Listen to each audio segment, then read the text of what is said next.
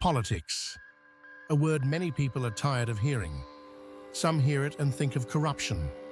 Others think of elections, power, lies, or broken promises. But politics did not begin in government houses.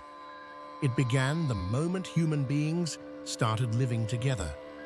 The moment people asked, who should lead? Who makes the rules? Who controls resources? Who decides the future?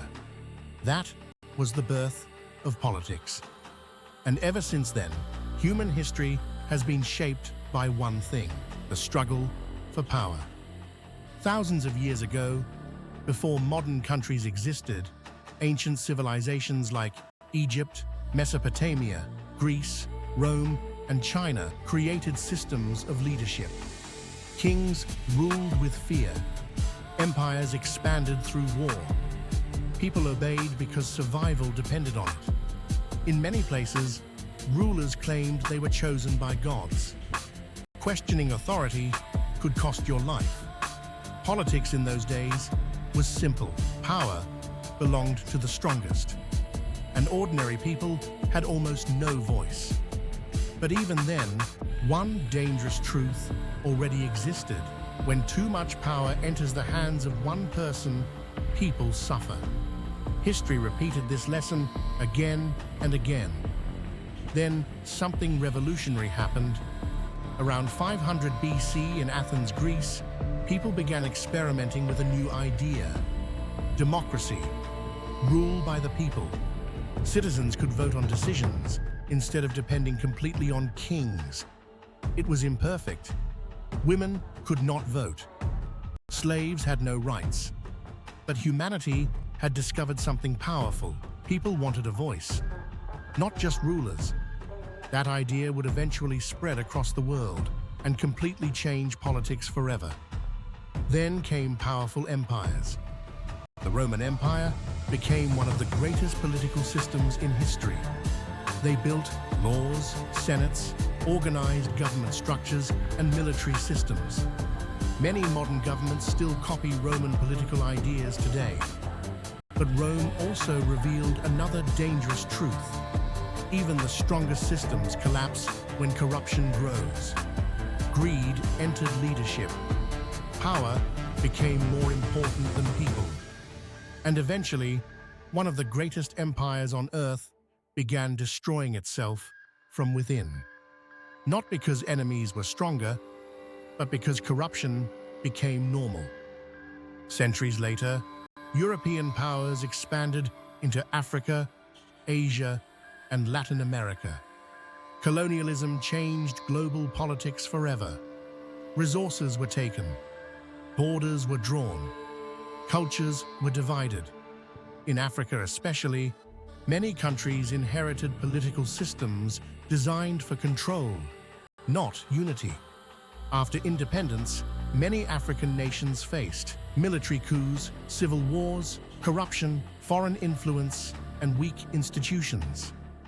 And slowly, politics stopped becoming service. It became survival.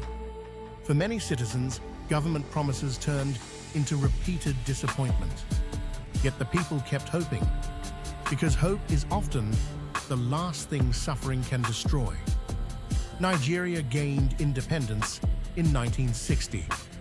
Since then, the nation has experienced military rule, political instability, election controversies, economic struggles, and deep public frustration. For many Nigerians today, politics feels personal. Fuel prices, unemployment, insecurity, corruption, food inflation. These are no longer just headlines. They are everyday realities. And perhaps the saddest part is this: many young people no longer ask, who is the best leader? They ask, can this country ever truly change?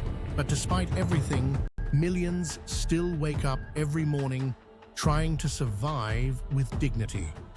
That resilience alone tells the story of Nigeria. Politics is not just about politicians. It is about power.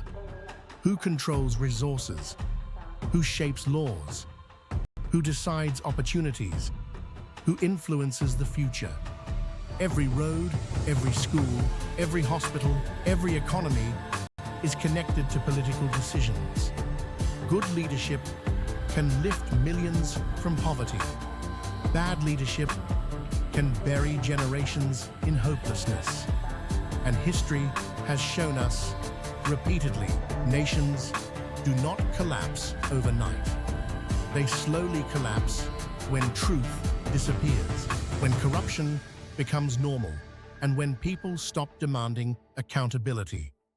At its core, politics is not supposed to destroy people. It is supposed to serve them.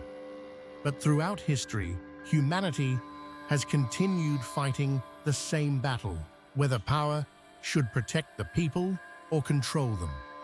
And maybe the future of every nation depends on one question: what kind of leadership are people willing to tolerate? If this video opened your mind, share it with someone who needs to hear this history. Subscribe for more deep cinematic stories and powerful commentaries about leadership, society, and the realities shaping our world. And tell me in the comments, do you think politics can still become true service to the people?